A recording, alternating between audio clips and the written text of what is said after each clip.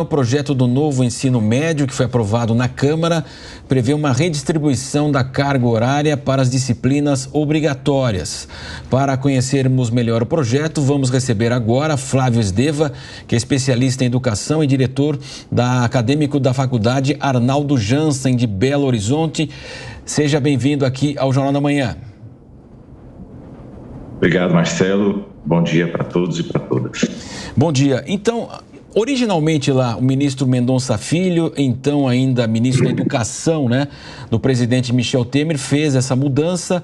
Ela seria gradativa. Depois nós tivemos a pandemia e praticamente 3 estados apenas se utilizaram, mesmo São Paulo, Paraná e também o Ceará levaram mais a sério essa questão das disciplinas eletivas para os jovens. Estava numa proporção de 40% de eletivas e 60% obrigatórias. Houve a mudança inicial que o governo queria. Houve uma mudança agora para 30%, depois o governo conseguiu trazer para 20%. Na visão do senhor, de fato, essa ideia da reforma, ela foi perdida ou nós teremos aí a possibilidade de uma melhoria na educação no país? Bom, na minha opinião, obviamente, haverá quem pode pensar diferente. A ideia em si está mantida. Eu acho que há um grupo de entusiastas querendo mantê-la, querendo esforçar para que as mudanças positivas aconteçam. Só que, como todo tema social, sobretudo que envolve grupos distintos de disputa de interesses, essa construção vai ter que ser um pouco mais coletiva, os consensos vão ter que ser mais coletivos. A medida provisória do presidente Temer, ela, por ser um caráter de medida provisória, ela criou um celeuma porque a discussão ainda não estava totalmente madura. Nesse momento, a essa altura, tanto o projeto que tramitou na Câmara e foi para o Senado, e agora já se sabe de uma alteração da relatora do projeto no Senado, uma pequena alteração, parece-me a mim que nós estamos chegando ao melhor consenso de construção do novo ensino médio.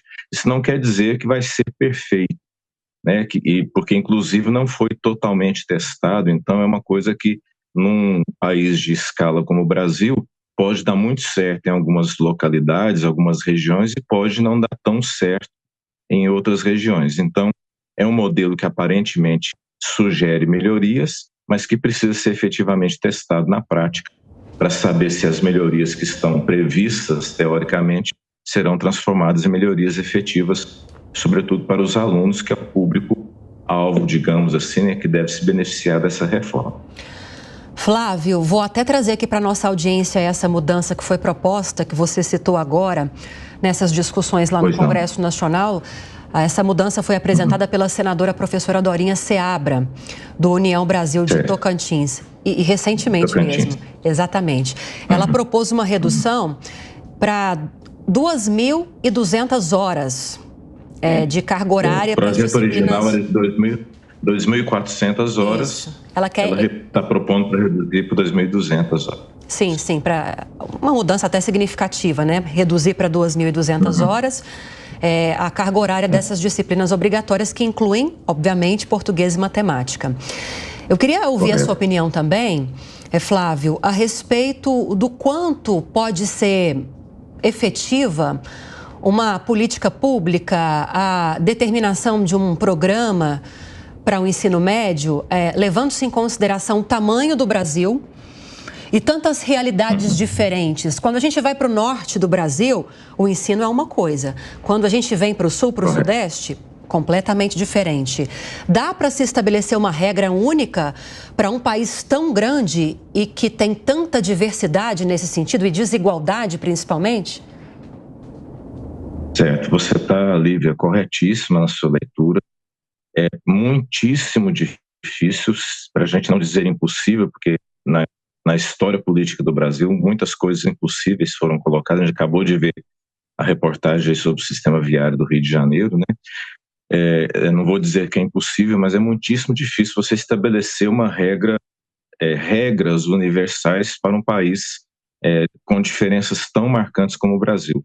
Agora, é inegável que algum regramento mínimo precisa ser estabelecido, desde que ele comporte condições legais para que as regiões ou os estados os entes federativos que tiverem responsabilidade sobre o tema possam fazer uma gestão local da situação, da questão. Então, por exemplo, no caso do atual status em que está o projeto de lei do ensino médio, em que a professora Dorinha pede a redução de 2.400 para 2.200 horas.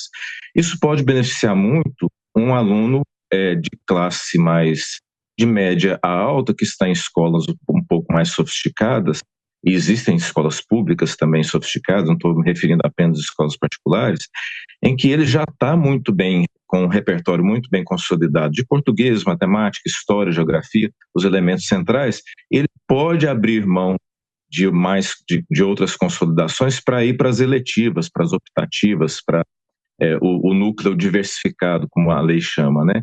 Agora, como você diz, o aluno da região norte, da região nordeste, não vou dizer região nordeste que ela tem se destacado na educação, mas da região norte, mesmo de regiões interiores, por exemplo, eu estou em Minas Gerais, a nossa região do interior de Minas Gerais, como é o Vale do Jequitinhonha, seguramente o aluno, não vai bastar o aluno as 2.200 horas, talvez nem baste as 2.400.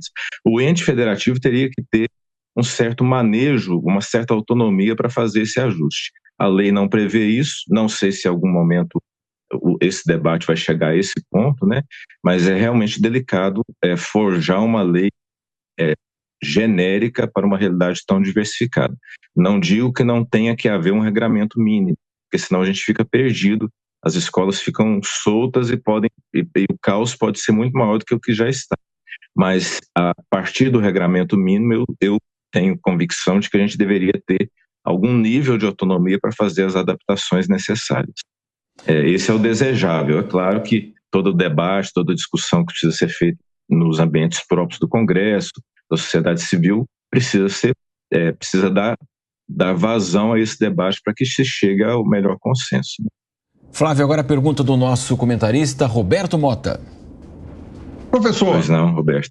Bom dia. Se o senhor tivesse o poder de mudar o ensino do país da forma que o senhor acha que seria ideal, que mudanças o senhor faria primeiro?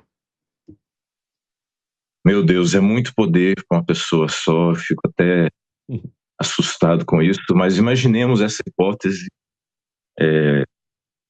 Eu primeiro, Roberto, mudaria o ensino infantil, a educação infantil, completamente, digamos assim, secundarizada no Brasil, e a gente constrói a nossa vida toda, isso é uma questão científica, todos os pedagogos, educadores seguramente irão concordar comigo, todos os educadores sabem que a gente caminha, todos nós adultos caminhamos sobre as sombras do que foi a nossa infância.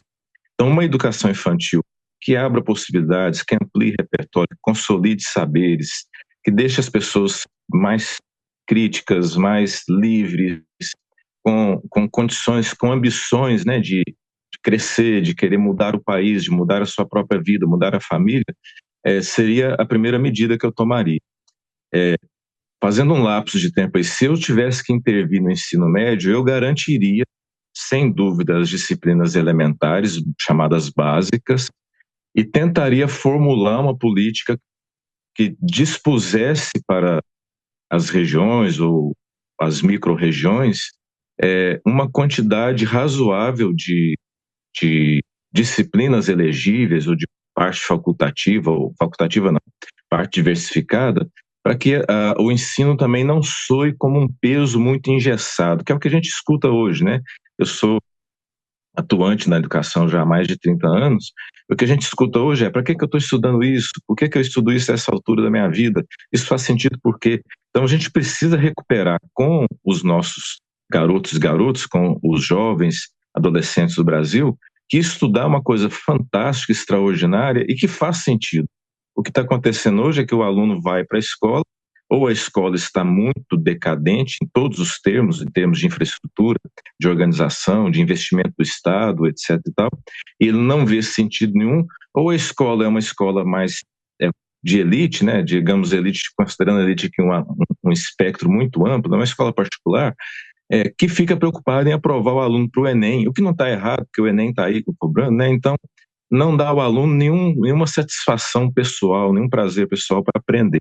Eu recuperaria isso lá na educação infantil para que ele tenha o prazer em aprender e tentaria levar isso com políticas de Estado, né? Porque políticas de governo, elas são falíveis, a de Estado também, mas são menos, com políticas de Estado até chegar no ensino médio, com um aluno que tenha pelo menos interesse em estar ali comigo, querendo aprender, querendo melhorar, querendo ampliar seu repertório. Nós não encontramos isso hoje em nenhum cenário, nem no cenário, estou dizendo de modo genérico, né, gente, generalista. Claro que existem pessoas, alunos muito interessados, mas de modo geral os alunos estão desinteressados, não conectados, não sabem para que estão estudando aquilo. Eu queria recuperar isso no coração dos nossos alunos, era o que eu desejaria. Se eu tivesse essa varinha de condão, eu construiria políticas de Estado para isso. Vamos Exatamente, colocar o Flávio lá, então? Exatamente. Vamos colocar o Flávio lá, em Brasília. Vai ajudar muito, com certeza. É uma escola, claro, com o nível tecnológico que nós temos hoje, né, professor? Uma escola muito mais atrativa, como o senhor falou. Que o estudante vá para lá, que ele tenha a noção daquilo que ele está aprendendo, para que vai servir aquilo e, é claro, para a sua formação global, né, também.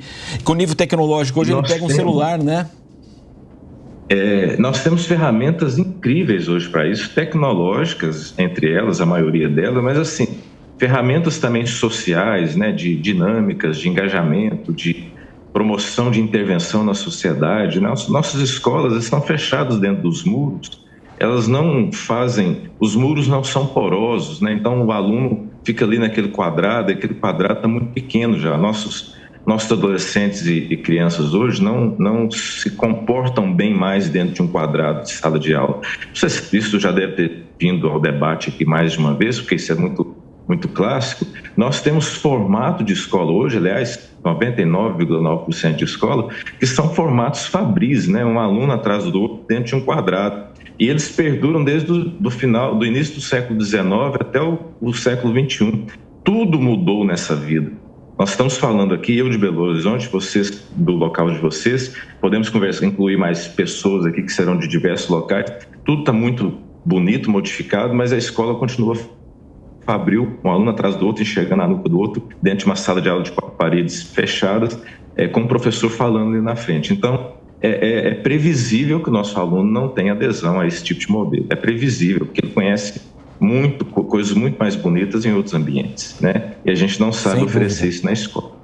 Professor, então, Flávio Esdeva conversou conosco aqui na programação da Jovem Pan. Muito obrigado, professor. Até a próxima.